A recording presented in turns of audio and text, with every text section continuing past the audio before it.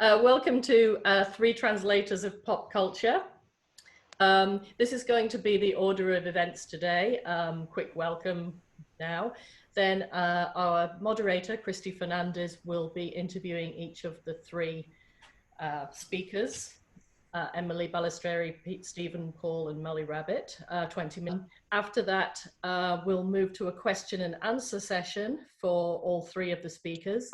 And then there are a couple of announcements at the end. Thank you, Christy. Well, thank you for the introduction. But yeah, so hello, everyone. And thank you so much for coming to this SWET Talk. So as Louise just mentioned, today I'll be interviewing three incredible translators who work on manga, light novels, and anime subtitles. So sit back and relax because it's sure to be interesting interview and a whole lot of fun, I imagine. So now that that's out of the way, let's dive right in and get to know our interviewees a little bit more before we actually go into the interviews. So the first translator I'll be interviewing is Emily Balistrieri, who is an American translator based in Tokyo. His projects include novels such as Kiki's Delivery Service, The Night is Short Walk-On Girl, and other works such as JK Haru is a Sex Worker in Another World, and The Refugee's Daughter. I couldn't help but smile, but still good, yeah. So also, Emily is also translating two ongoing light novel series, which are the Saga of Tanya the Evil, and also Overlord. Let's start with Emily. Are you ready, Emily? Yes. Awesome. It's ready. Okay. Alrighty. So if you don't mind me starting from the very beginning of things, how did you first get into translating? How did I first get into it? I guess, I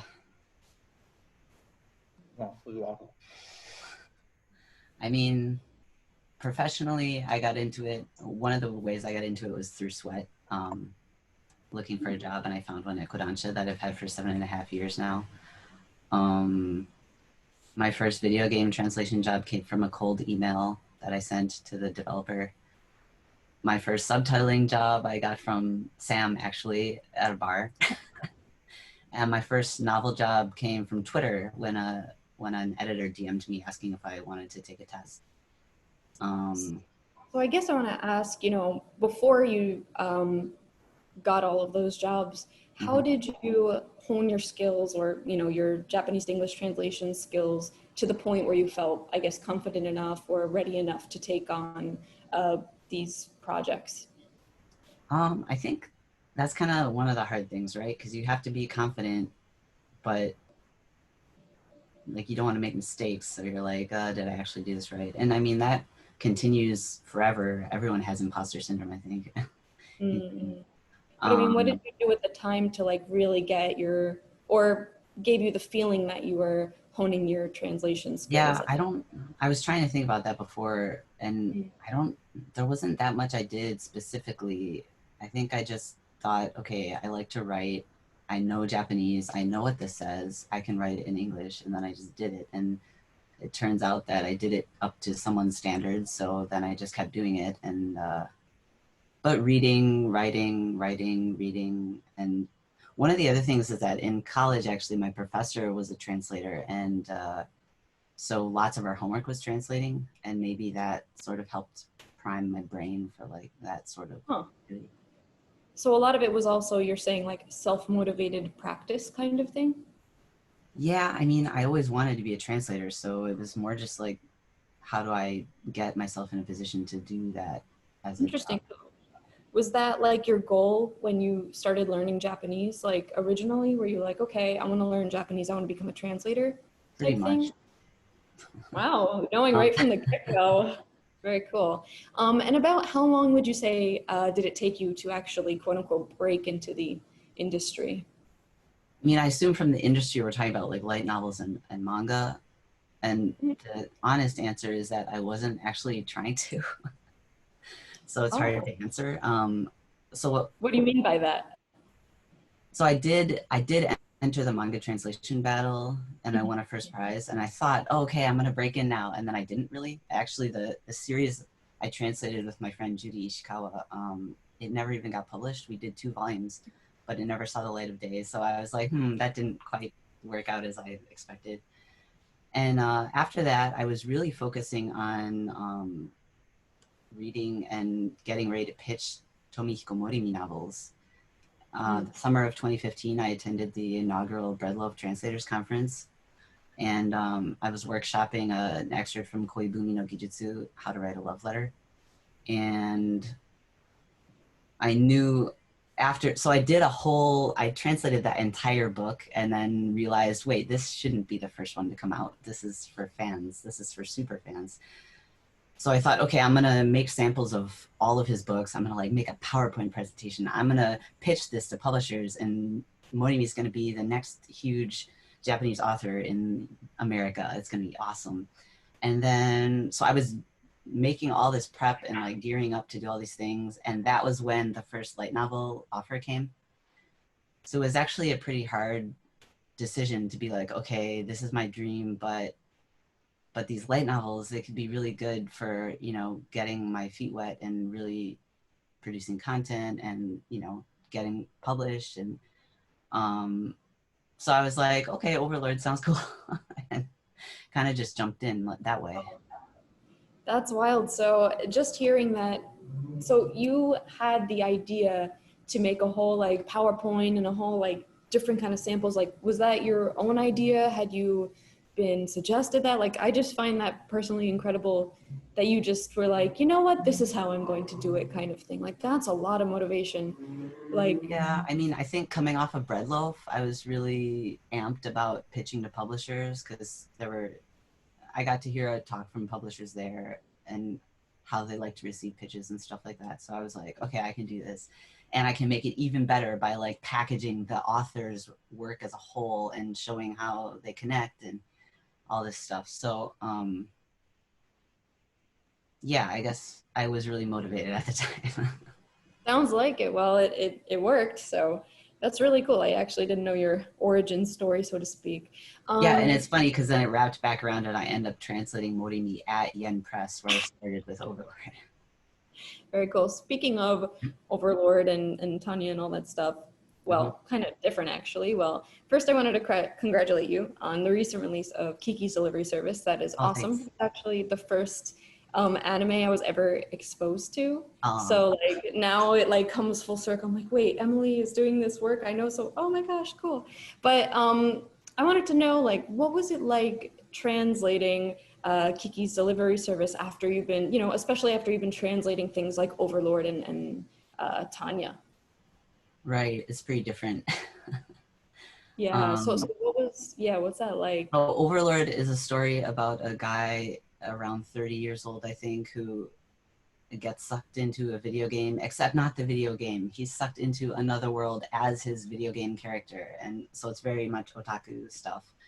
Tanya the Evil is about a guy who's a little older than that, who gets pushed off a train platform and reborn in another world at war as a little girl with magical powers.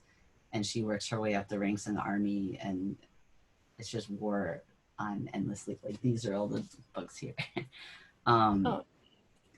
So coming from there to Kiki, which is like a nice story about a little girl who's a witch, it seems like a big jump, but actually at my pseudo day job at Kodansha, I work with children's books, and I've been doing that for 7.5 years now, so I think I mentioned.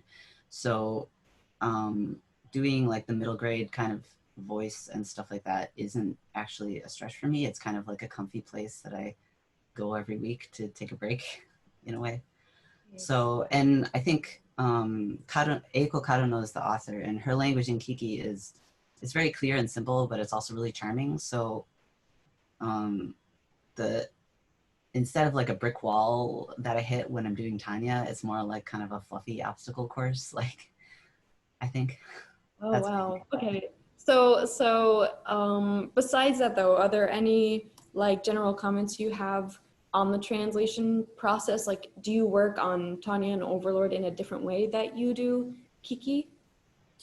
Not really. The biggest difference is actually the editing process. This is my first book I've done with a huge publisher, like, because it's Penguin Random House, Delacorte. So I got a lot more feedback than I usually do on the light novels, which has been great. And even though it's actually not as in-depth of a in-depth, I guess, more like hands-on, like really back and forth as at Jade Novel Club, it wasn't quite to that extent, but it was still really great to have, you know, a back and forth as opposed to nothing. So what kind of like back and forth was that? Because, you know, as you know, every publisher works very different. So was it like not constant communication, but was it like editor would be like, hey, I think this could be tweaked, or like what? I got a what was, batch of notes basically in okay. the, you know, like a marked up document, and then I just went through it and Oh, stuff is like it that. like accepting, rejecting changes type of thing? Yeah, pretty much, sort of. Not exactly, but basically. And also, there were a couple parts that we tweaked a little bit. Like, and actually, I don't have the finished book, so I can't even tell you how it ended up. But there was one where the end of the chapter in Japanese just ended very kind of abruptly and on a weird note. And we were like, maybe there's a way we could like tie this together more or make it a little more something. And so we worked with the author actually to come up with a new ending for the chapter. That was kind of fun. Nice. So like on most of your projects, like the various projects that you have, do you have a back and forth with the editor? And do you think that's, well, Not really. I mean, we talk, oh, but it's more about how I need to stay on schedule, which I am struggling with these days. happens. Okay. Okay, so I was also, oh, I did see in the chat that someone had asked the name of the conference you were mentioning, the bread loaf. Sorry, I can't even Yeah, speak. bread loaf. Bread loaf. Would you mind briefly just saying what that is and maybe why it could be helpful for translators to attend and things, just for people who...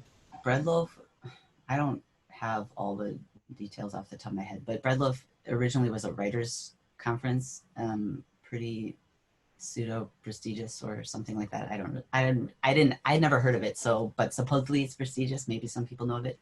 And they started doing a translators conference, so I was in a workshop with a bunch of other people, and it wasn't all Japanese translators. It was various languages. So we were focusing mainly on the English texts.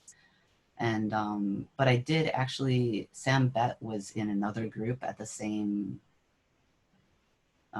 conference. So we actually got to hook up and take a look at each other's work. That was really fun.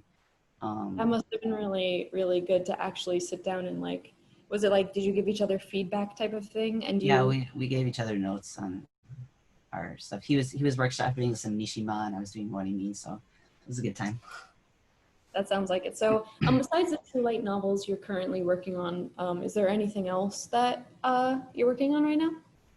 I have a lot of stuff that I'm kind of getting ready to pitch. Like there's a YA science fiction novel called Syndrome by Tetsuya Sato that I'm really excited about and I want to get out as soon as possible.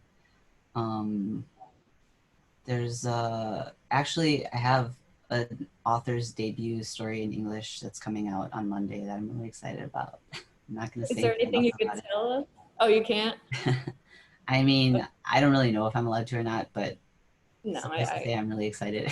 And I'll put the link everywhere tomorrow, so it's fine. okay, And that's very exciting. yeah, and the other thing I have is a book called Soul Lanterns that's coming out in March, also from Delacorte, by a second generation atomic bomb survivor.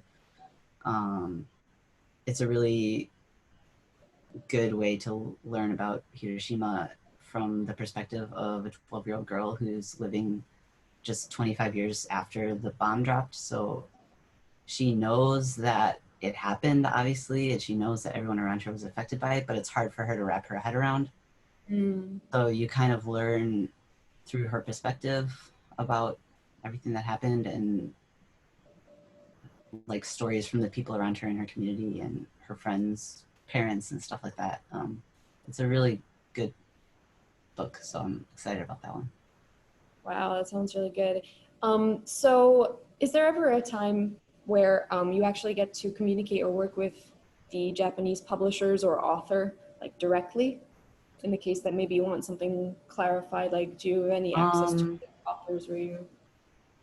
I neither confirmed nor denied that I talk to authors. There are some that I talk to. Shokusuki, who did Soul Lanterns, is pretty chatty. She's nice. Oh, really? She's really friendly. But actually, we weren't talking that much while I was actually working on the book. We got in touch more after I was already done. Trying to think. Yeah, there are some authors, like I'm working on pitching some of Aomai's work, and I'm in touch with him. And I also went to England with Tomihiko Morimi recently.